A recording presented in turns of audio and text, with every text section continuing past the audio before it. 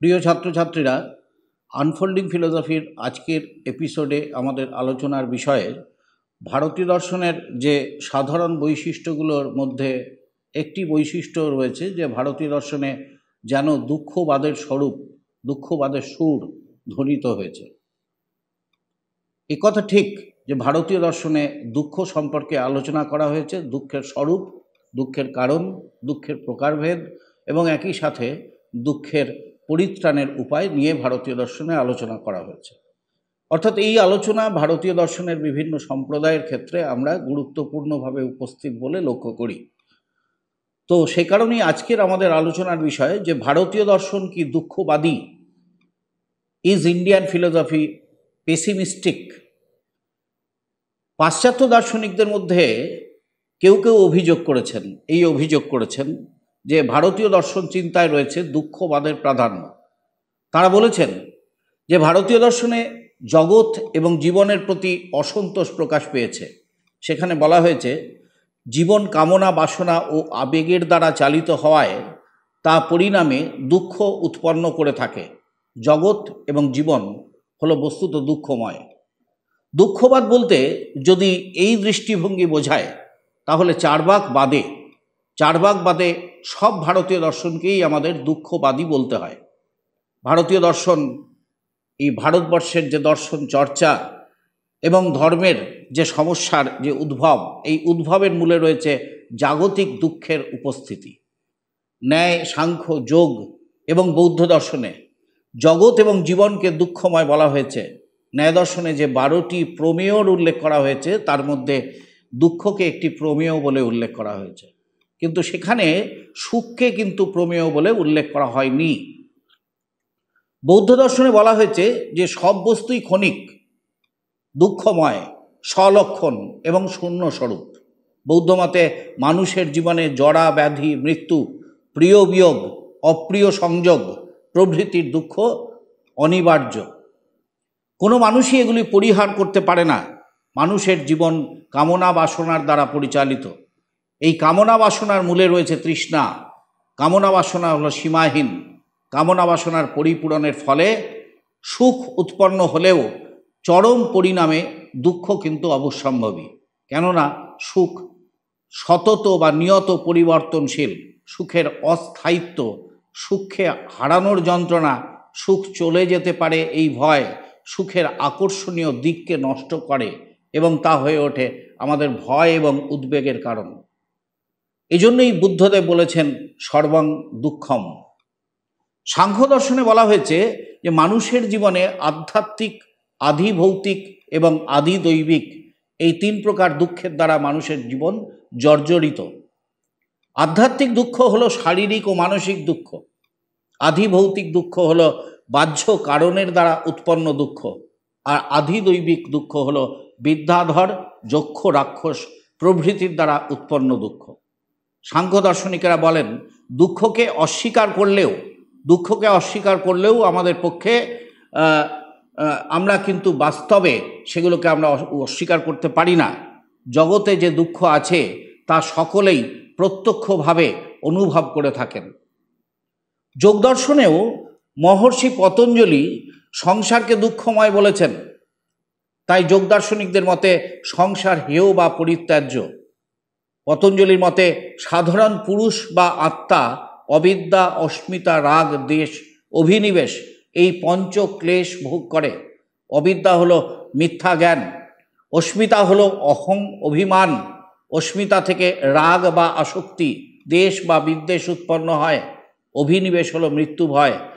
সকল জীব এই 5 ক্লেশের দ্বারা ক্লিষ্ট হয়ে থাকে। এইসব বক্তব্যের থেকে ভারতীয় দর্শনের বক্তব্যের মধ্যে দুঃখবাদের উপস্থিতি ও প্রাধান্যের অভিযোগ করেন কিছু কিছু পাশ্চাত্য দার্শনিক। কিন্তু গভীরভাবে চিন্তা করলে দেখা যায় যে ভারতীয় দর্শনের বিরুদ্ধে তোলা এই অভিযোগ কিন্তু যথার্থ নয়। ভারতীয় দর্শনে দুঃখকে গুরুত্ব দেওয়া হলেও কোনো ভারতীয় দর্শনে এই কথা বলা হয়নি যে দুঃখেই জীবনের পরিসমাপ্তি ঘটে। আশ্চর্যজনক হলেও এ কথা সত্য যে ভারতীয় দর্শনের দুঃখবাদের মধ্যেও এক প্রকার আশাবাদের সুর সবসময় ধ্বনিত হয়েছে। বারংবার সেখানে ধ্বনিত হয়েছে দুঃখ থেকে পরিত্রাণ অর্থাৎ মুক্তি লাভ সম্ভব। বৌদ্ধ দর্শনে যেমন দুঃখের কথা বলা হয়েছে, তেমনি বলা হয়েছে দুঃখ নিবৃত্তির কথা। বৌদ্ধ দর্শনের 4টি আর্য সত্যে বলা হয়েছে দুঃখ আছে, দুঃখের কারণ আছে, দুঃখের নিবৃত্তি সম্ভব এবং দুঃখ নিবৃত্তি বা নির্বাণের উপায় রয়েছে। বৌদ্ধ মতে অষ্টাঙ্গিক মার্গের যথার্থ অনুশীলনই হচ্ছে এই নির্বাণ লাভের উপায়। ন্যায় দর্শনে মহর্ষি গৌতম বলেছেন যে তত্ত্বজ্ঞান থেকে নিঃশ্রেয়স বা মুক্তি লাভ হয়, মুক্তিতে দুঃখের আত্যন্তিক নিবৃত্তি হয়। তাদের মতে সকল প্রকার দুঃখের আত্যন্তিক নিবৃত্তিই হলো অপবর্গ বা মুক্তি। মিথ্যা জ্ঞানের নিবৃত্তি হলে ক্রমে ক্রমে রাগ দেশ মোহরূপ দোষ জীবের কর্ম থেকে উৎপন্ন ধর্ম অধর্মরূপ প্রবৃত্তি জন্ম ও দুঃখের নিবৃত্তি হয় এবং জীব পরাণ মুক্তি লাভ করে থাকে। বস্তুত ত্রিবিধ দুঃখ দূর করার উপায় উদ্ভাবন করার জন্যই সাংখ্য দর্শনের অবতারণা করা হয়েছে। দুঃখ আছে, কিন্তু তার নিবৃত্তির উপায়ও আছে। বিবেক খ্যাতি বা বিবেক জ্ঞান অর্থাৎ প্রকৃতি পুরুষ ভেদ জ্ঞান দুঃখের ঐকান্তিক ও আত্যন্তিক নিবৃত্তির উপায় বলে সেখানে বর্ণিত হয়েছে। যোগদর্শনেও বলা হয়েছে যে বিবেক জ্ঞান হলে আত্মা বা পুরুষ যখন একান্তভাবে নিজের স্বরূপে অবস্থান করে তখন সর্বপ্রকার ক্লেশের বিনাশ ঘটে থাকে। সেই অবস্থাই হলো যোগ বা মুক্তির অবস্থা। বৃহদারণ্যক উপনিষদে ঋষির কণ্ঠে ধ্বনিত হয়েছে অসদো মা সদ্গময় তমসো মা জ্যোতির্গময় মৃত্যুর মা অমৃতং গময়। অর্থাৎ অসৎ থেকে আমাকে সত্যে নিয়ে চলো, অন্ধকার থেকে আমাকে আলোয় নিয়ে চলো, মৃত্যু থেকে আমাকে অমৃতে নিয়ে চলো। ঋষির এই মন্ত্র উচ্চারণের মধ্য দিয়ে বস্তুত আশাবাদের সুরই ধ্বনিত হয়েছে। শ্বেতাশ্বতর উপনিষদে বলা হয়েছে সেই আত্মার সাক্ষাৎ জ্ঞান হলেই মৃত্যুকে অতিক্রম করা যায়, এছাড়া মৃত্যুরূপ বন্ধন নাশের অন্য কোনো পথ নেই। অদ্বৈতবাদী শঙ্করাচার্যের মতে অনাদি অবিদ্যাবশত জীব তার ব্রহ্মস্বরূপ বিস্মৃত হয় এবং নানা প্রকার দুঃখ পীড়িত হয়। তত্ত্বজ্ঞানের দ্বারা অবিদ্যার নিবৃত্তি হলে প্রাপ্ত আনন্দ বা ব্রহ্মস্বরূপের প্রাপ্তি হয়ে থাকে। এটি হলো মুক্তির অবস্থা। মুক্তি কেবল দুঃখের অভাবের অবস্থা নয়, মুক্তি হলো আনন্দময় অবস্থা। তত্ত্বজ্ঞান আত্মজ্ঞান বা ব্রহ্মজ্ঞান থেকে মুক্তি হয়ে থাকে। তাই শ্রীমদ্ ভগবদ্গীতায় বলা হয়েছে ব্রহ্মজ্ঞানের অগ্নির দ্বারা দগ্ধ হলে কোনো কর্মই ফল প্রসব করতে পারে না। সকল ভারতীয় দার্শনিকের মতে আত্মজ্ঞানের দ্বারা মিথ্যা জ্ঞান দূরীভূত হলে আত্মদর্শীর পুনর্জন্ম হয় না এবং তার ফলে দুঃখের চিরকালের জন্য নিবৃত্তি হয়ে থাকে। সুতরাং সত্তা স্বরূপত দুঃখময় নয়। ভারতীয় দর্শনে একই শব্দ সত্তা এবং পূর্ণতা উভয়কেই বোঝায়। বস্তুতপক্ষে সত্য এবং কল্যাণ, সত্তা এবং পূর্ণতা অবিচ্ছেদ্য। যা সৎ তা চূড়ান্তভাবে মূল্যবান এবং এটি হলো আশাবাদের ভিত্তি।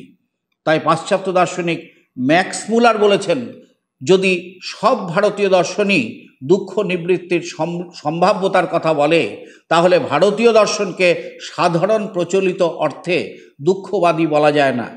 অধ্যাপক রাধাকৃষ্ণন বলেছেন যে ভারতীয় চিন্তাবিদরা দুঃখবাদী এই অর্থে যে তাঁরা জগৎকে দুঃখময় এবং মিথ্যা বলে মনে করেন।